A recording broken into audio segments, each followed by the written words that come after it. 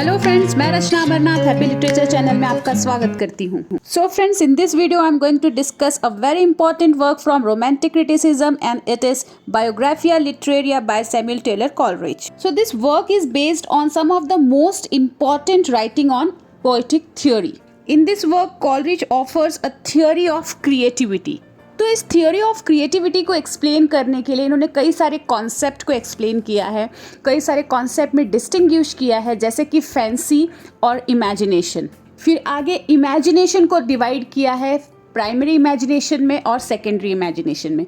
तो ये सारे कॉन्सेप्ट हम इस वीडियो में क्लियर करने वाले हैं। तो इस वीडियो पे बेस्ड 2 क्वेश्चन का मैंने एग्जाम्पल दिया है, आप देख सकते हैं इसको। What, according to Coleridge, is the difference between fancy and primary imagination? Then second is, how is primary imagination different from secondary imagination? So the content of both the question will be same, introduction will be same. First, let us see the introduction. The autobiographical work Biographia Literaria by S.T. Coleridge was published in 1817. It was one of the Coleridge main critical studies. ये Coleridge के बहुत ही famous work में से एक है। Coleridge intended Biographia Literaria to be short preface to collection of his poem Sibylline Leaves. तो Coleridge ने पहले क्या सोचा था कि उनका एक कलेक्शन ऑफ पोएम था सिबिलाइन लीव्स का, तो ये बायोग्राफिया लिटरेरिया उसका एक प्रीफेस बनेगा, मतलब उसका एक इंट्रोडक्शन जैसा रहेगा। लेकिन ये वर्क इतना एक्सपांड होते गया कि ये 2 वॉल्यूम का सेमी ऑटोबायोग्राफिकल बुक बन गया। इन this work he discussed the elements, the most important elements of English writing on poetic theory. In the same work he offers the theory of creativity. So basically इस work में क्या है, वो poetic theory पे discuss किए हैं, theory of imagination, theory of creativity.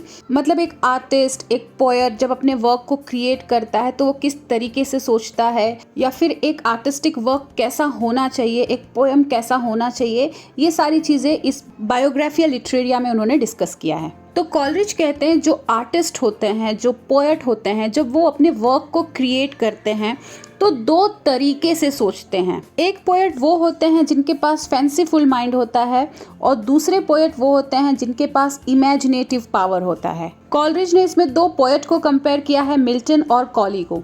तो Milton के वर्क को ये बोलते हैं कि बहुत ही इमेजिनेटिव है, बहुत ही क्रिएटिव है, वेरेस कॉली जो है वो फैंसीफुल माइंड है, उनका जो वर्क है वो फैंसीफुल माइंड को रिप्रेजेंट करता है। फिर आगे उन्होंने इमेजिनेशन को भी 2 कैटेगरी में रखा है, प्राइमरी इमेजिनेशन और सेकेंडरी इमेजिनेशन। तो ये सारे कॉन्सेप्ट को अब हम क्लियर करेंगे। So first will see the difference between fancy and imagination. The reference of this distinction you will get in the 4th chapter of Biographia and Literaria. 4th chapter में आपको इसका रेफरेंस मिल जाएगा, fancy और imagination के distinction का। तो अगर आप ये टर्म फैंसी को गूगल करेंगे तो आपको जो भी रिजल्ट मिलेगा उसको जब आप पढ़ेंगे तो आपको लगेगा जो ये टर्म है फैंसी वो इमेजिनेशन का सिनोनिम्स है, मतलब सेम है दोनों का मीनिंग। लेकिन कॉलरिज ने ये कहा है कि there is a wide difference between both the term fancy and imagination. These are 2 different kind of thinking skill. तो मतलब ये काइंड में डिफर करते हैं एक दूसरे से, फैंसी और इमेजिनेशन। तो जैसा मैंने पहले बताया कि जब पोएट कुछ क्रिएट करता है, कोई आर्टिस्ट क्रिएट करता है, तो 2 तरीके से सोच सकता है, एक है फैंसी और दूसरा है इमेजिनेटिव। तो कॉलरिज ने फैंसी को लोएस्ट फॉर्म ऑफ इमेजिनेशन कहा है और इमेजिनेशन को फैंसी से सुपीरियर कहा है। उन्होंने कहा है कि जो फैंसी है वो इमेजिनेशन के कंपैरिजन में बहुत ही कम क्रिएटिव है, उसमें बहुत कम थिंकिंग स्किल लगता है। जब कोई भी पोएट या आर्टिस्ट फैंसीफुल माइंड होकर सोचता है तो जो भी चीज़ें बाहर पहले से ही है, जो ऑलरेडी एग्जिस्टिंग चीज़ें हैं, बस उसी को लेकर वो कुछ अपना कॉन्सेप्ट बनाता है, तो उसमें कुछ क्रिएटिविटी नहीं होता। तो इस तरीके से बताते हैं कि इन दोनों ही टर्म में बहुत ज़्यादा डिफरेंस है। There is a wide difference between both the term. आप इस पैराग्राफ को रीड करेंगे तो और बेहतर तरीके से समझ पाएंगे। Coleridge considers fancy to be inferior of the 2। Fancy और इमेजिनेशन में कॉलरिज फैंसी को इंफीरियर समझते हैं और इमेजिनेशन को superior, because imagination holds creative power whereas fancy only combines what it perceives into pleasing shapes. मतलब जब हम कोई चीज़ को देखते हैं, जैसे कि बादल देख रहे हैं, तो जैसा बादल है, जिस शेप में है, बस उसी शेप को अपने दिमाग में रखते हैं।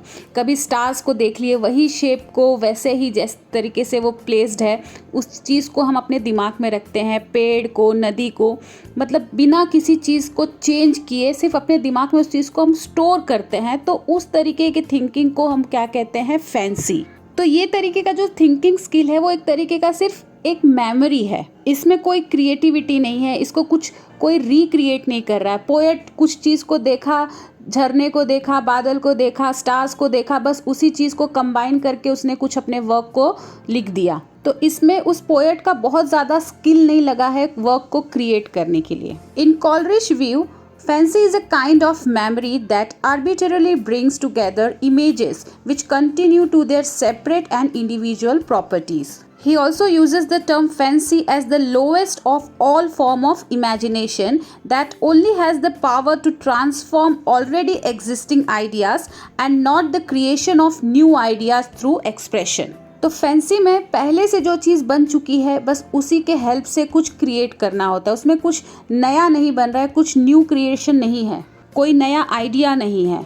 लेकिन इमेजिनेशन जो है वो क्रिएटिविटी से भरा हुआ है। एग्जाम्पल के लिए देखते हैं, जब हम बादल को देखते हैं तो जैसा शेप है बस उसी शेप को अगर हम अपने दिमाग में रखते हैं तो उसको बोलते हैं फैंसीफुल माइंड। लेकिन जब उसको हम उस बादल में कोई शेप को देखने लगते हैं, चाहे ह्यूमन फेस को देखने लगते हैं या फिर एनिमल फेस को देखने लगते हैं या फिर स्टार को जॉइन करके कुछ शेप बना लेते हैं, तो उसको क्या कहते हैं? इमेजिनेशन, जिसमें क्रिएटिविटी है, जिसमें स्किल है। Then when he talks about imagination, he says that imagination denotes the working of poetic minds upon internal objects और द इनविजिबल ऑब्जेक्ट। तो जैसे फैंसी में बस बाहरी ऑब्जेक्ट को देखते हैं, मतलब एक्सटर्नल ऑब्जेक्ट को देखकर इमेज फॉर्म करते हैं, तो उसका अपोजिट इमेजिनेशन में इंटरनल ऑब्जेक्ट को, मतलब एकदम इनर हार्ट पर जाकर चीज़ों को देखकर समझकर कुछ क्रिएट करना, तो उसको बोलते हैं इमेजिनेशन। तो पोएटिक माइंड जब इमेजिन करता है तो ऐसी भी चीज़ को देख सकता है जो इनविजिबल हो, जो कॉमन माइंड को कभी दिखाई नहीं देता, वो भी चीज़ देख लेता है, तो इसी को बोलते हैं imagination.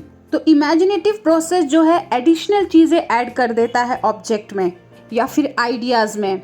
Therefore, imagination transforms the object into something new, something creative. It modifies and creates new object. अब ये कोड जो है बुक से लिया गया है, इसे आप अपने आंसर में ज़रूर ऐड करना। तो अब तक आपको इमेजिनेशन और फैंसी में डिफरेंस समझ में आ गया होगा। जो फैंसी है वो बस बाहरी चीज़ को देखता है, कुछ नया नहीं क्रिएट करता, उसमें क्रिएटिव स्किल नहीं होता, वेयरएज इमेजिनेशन में क्रिएटिव स्किल होता है। अगर किसी के पास इमेजिनेटिव पावर है तो वो ऐसी भी चीज़ को सोच सकता है जो चीज़ इनविजिबल हो और वो कुछ नया क्रिएट कर सकता है, लेकिन फैंसी में ऐसा नहीं होता है। तो फ्रेंड्स, अगर आपको अब तक का वीडियो अच्छा लगा तो प्लीज़ इसे लाइक कर दीजिए और चैनल को भी सब्सक्राइब कर लीजिए, क्योंकि ऐसे बहुत वीडियोस आने वाले हैं जो आपके लिए बहुत इंपॉर्टेंट हो सकते हैं। Okay, now let's continue. So chapter 13 of Biographia Literaria deals with the distinction between primary and secondary imagination.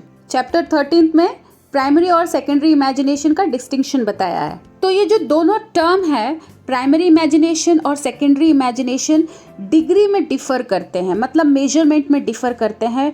Primary जो है वो लो लेवल का इमेजिनेशन है, एक बेसिक लेवल का इमेजिनेशन है, और जो सेकेंडरी है वो हाई है, एक्सक्लूसिव है, रेयर है। So according to Coleridge, primary imagination is the elemental, means a very basic power of human perception which enable us to identify, discriminate, to synthesize and then to produce order out of disorder.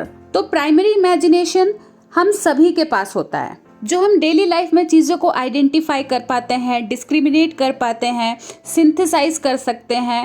जैसे कि math solve कर लेते हैं, कोई भी books, कोई भी theory को पढ़ लेते हैं, उसको समझ जाते हैं, जैसे कि मैं अभी एक्सप्लेन कर रही हूँ, तो ये प्राइमरी इमेजिनेशन के वजह से मैं एक्सप्लेन कर पा रही हूँ। तो ये क्वालिटी जो है वो सारे ह्यूमन बीइंग में होता है। लेकिन जो सेकेंडरी इमेजिनेशन होता है वो थोड़ा रेयर होता है, वो एक्सक्लूसिव होता है, वो सिर्फ आर्टिस्ट के पास होता है। So the secondary quality is very rare, exclusive active capacity which we call the artistic process. Secondary imagination is a magical synthetic power which makes artistic creation possible. This magical faculty is enjoyed exclusively by artists. तो friends इस video में बस इतना ही। I hope ये topic आपको clear हो गया हो। अगर आपको ये वीडियो अच्छा लगा है तो प्लीज इसे लाइक कर दीजिए, चैनल को भी सब्सक्राइब कर लीजिए। तो मिलते हैं मेरे नेक्स्ट वीडियो में एक नए टॉपिक के साथ। तब तक के लिए आप अपना ख्याल रखिए। बाय।